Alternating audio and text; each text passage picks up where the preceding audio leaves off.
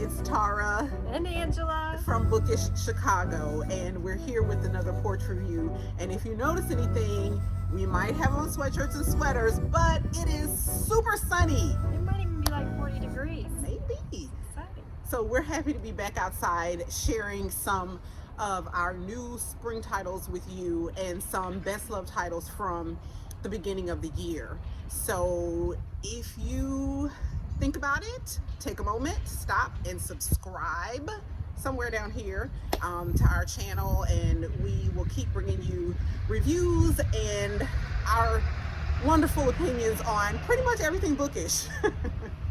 So today we're talking about March and Women's History Month, and we have some titles that range from children all the way up to adult to get you in the mood to learn about some phenomenal women. And we're going to start with Angela. We're going to start at the youngest, and with a picture book that I was really excited to see because it was someone that I've never heard of, and it wasn't a cookbook or a chef, but it is about a woman who brought all kinds of interesting foods, not only like to produce stores and farmers markets, but to the grocery stores.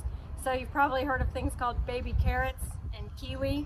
Well, we wouldn't have maybe had those in the store if it wasn't for Frieda Caplan. So a really fascinating women's history story, lesser known figure to many people. So I would check that out. That starts at the youngest because there's lots of food images, and you can start really young just picking out the food and then later kind of get into the rest of the story. I bet you could use that if you were trying to introduce new fruits and vegetables. Yeah, so some of them are more like what we think of as international or global foods, and then some are really commonplace, like I said, the baby carrot and the kiwi, and then there's other ones that are much like less the cactus. popular. Yeah, less well known, even now. So there's ones that were newer to me even in there. So it's a full range. Like it. Next, I would say What you got? one. Oh, we have, for all of you who are fans of Zora Neale Hurston, here is a new picture book biography, and it is actually really beautiful. So if you want to, let me show you a couple of pages and illustrations, so hopefully you can see that there. The text is nice and long, so it's actually really good for using in a classroom, say kindergarten to even second grade, if you can look at some of the text and see how dense it is. One thing I really like about it is it really captures the atmosphere of the kind of age in which she was growing up. It uses some kind of southern vernacular, so that's fun and another thing you can talk to your readers about. So I highly recommend this. If you are a fan of the author especially, you can really talk about how she kind of changed the face of writing for African Americans. Fantastic. And then close in that level, but just above, we really like this set of early readers because what it did was put together 6 amazing women, and the pitch is kind of like, you should meet them, so let's meet them. And a lot of early readers you think of as like sight words and really repetitive words, but these are a little higher level. They're a level 3, and I'll show you what that looks like. Please show. Yep. Mae Jemison. So here's Mae Jemison. And then let's look on the inside so you can see what a level 3. Yeah, so you'll see kind of what the text is, and so the font's still a really big size, lots of color images, but what you do is you get really the more well-rounded full story in these. So I think this is a really great deal. It's $17.99, and you're getting all 6 with that kind of level. So you can go through them, pick out your favorites to start and then circle back. I was going to read to you who's in here. So it's Mae Jemison, Misty Copeland, Katherine Johnson, Roberta Gibb, Ruth Bader Ginsburg, and Shirley Chisholm. So a really great set. So I'm thinking great for a classroom or great for a multi kind of age household with kids who have different interests. So you got your scientists, you have some politics, you have sports, so there's a little bit of everything. And the other thing is, in a classroom, because they're all the same level, you could use them in a circle. Nice. In a book circle, or each, pick out one, and then they're all on the same kind of level. So they're all approachable. If you can read one, you can read. You can read them all. Yep. Yeah. So. I like it. Okay, this one's next. Ooh, this is Ida Be the Queen. This is new. It's gotten some wonderful reviews. There's a big school bus coming by, so sorry. Hold on just a moment. That's the benefit of the porch reviews. They're really real. It's really urban. Hey.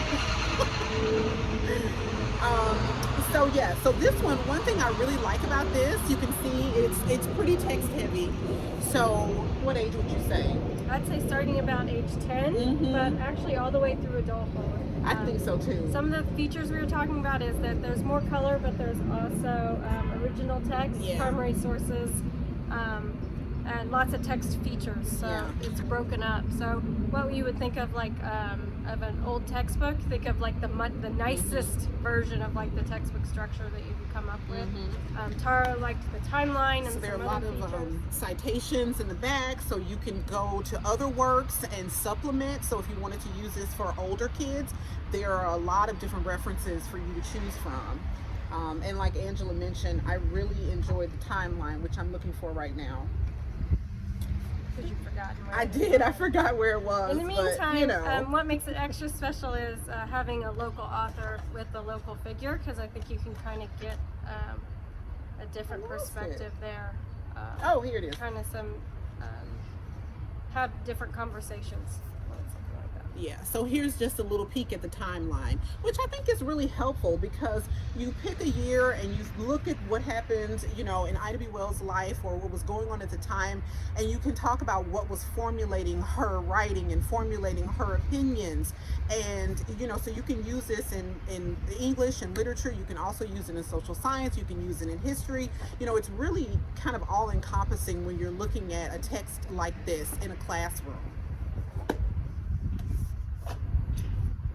Okay, so then, do we want to talk about our special book right now, or we want to? I mean, or we want to be good? So we've both read 2 of the books that in the adult book category, which is a little rare. Yes, it is. We usually diverge a little bit in the adult book. So that tells you how good these were. We both had to read them. So one of them is just coming out March 30th. Yes, coming out March 30th. And So it'll be our book club special for April. So be on the lookout. It's called Libertie, and this is a reimagining of the life of one of the first female African-American doctors, and some of it takes place before the Civil War, but the majority of the book takes place after Reconstruction. And when it all boils down, you know, you have that aspect of this African-American woman, you know, practicing medicine, some of it kind of herbal medicine, some, you know, scientific medicine of the time. But really it's a story about freedom, finding freedom in society, finding freedom in relationships, finding freedom within yourself. It's essentially a mother-daughter story. The connection between Libertie and her mother is like really strong, and she struggles with like fitting into what her mother wants her to be and fitting into what she wants for herself. So it goes from New York in the Bronx. No. Well, they were in like their own community. Yeah. Like a black free community. Right. Which was Right. the setting. So. And then eventually she travels to Haiti. And so you get to see something that I didn't know a lot about, and that was African Americans during Reconstruction period traveling to Haiti and finding a place for themselves there. So it really made me want to delve into some more history of that time. And not without issues. Not without a whole new set, a different set of issues. Exactly.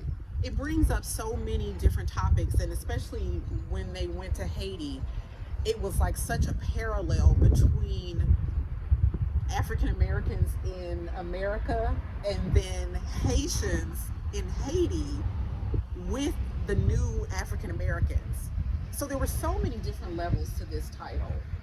And I think I had a really interesting perspective because I got to meet Kaitlyn Greenidge on an author Zoom before, so I got to kind of hear all the things that she was processing as she was writing Libertie, and she did so much research, and there were so many layers. And one of the things she was worried about was, like, she knew so much about it, she didn't want to bog down her story, so she still wanted it to be a really fun read. So I had all this information kind of going in, and it was fun for Tara and I to compare, like, what I knew about the story. Did it really enhance it, or could you come at the story like Tara did? And I think, like, we both came away with different things, and I think there's so many things that you could think about. So even though it's just like a fun narrative that has historical roots, Right. there's so many issues in it, and that's one of the reasons we think it'll be such a great book club pick, because each group of women, I think, will bring different questions to it and make things kind of bubble up from the text. So. Absolutely, absolutely. Pick it up if you can. March 30th. So not too long to wait. The next book that we read together was The Secret Lives of Church Ladies. And I'm going to tell you, this is going on my top 5 list of books that I read in 2021. But I'm going to tell you, the first text message I got from Tara, she was like, this book we picked? Exactly. So it does start off a little bit. So I read this with my book club. This was our book club pick for February. And I read this with my mother-in-law and my sister-in-law. And so after we read the first story, I finished reading the first story, and I texted my sister-in-law, and I was like, whoa! And then that was like at 1 o'clock in the morning. So then the next morning I texted Angela, and I was like, ugh! It was fantastic. The writing is phenomenal. The characters, the storylines, just... I'm not going to let Tara go on and on about this, because one, we've already talked about it a lot. We have. But there's so much, and I don't want her to give too much away, but really what I love it. what she wants to tell you is that there's short stories, and each one's different, and they all bring women's issues into it. Yes. And what we both thought would be appealing to women everywhere is any kind of connection you had to a church, and it wasn't, so much of it was not specific to the African American experience, that you could tie some of those in, and you can feel these people, or you knew these people, or like I would read Tara a phrase and I would say, I know I heard somebody say this, like I've heard it in my head, someone saying it. So. Yeah. It's a really great story. Also a great book club read, because everyone's going to come to it from a different perspective in their lifetime. And after they read the first one, I'll keep going, so everybody will finish it. And I just put this one. This is another collection of short stories by an African American woman, and it was one that Deesha Philyaw, who's the author of Secret Lives of Church Ladies, highly recommended. And I have read this also, and it is absolutely delightful. Then your bestseller pick? Okay, then the one everybody is looking for. If you haven't found it, we have it. A few right now. Yep. So this is finally back in stock. Many of us have grown up watching Cicely in movies. We've seen her speak. We know the strength and the power and the grace of this woman.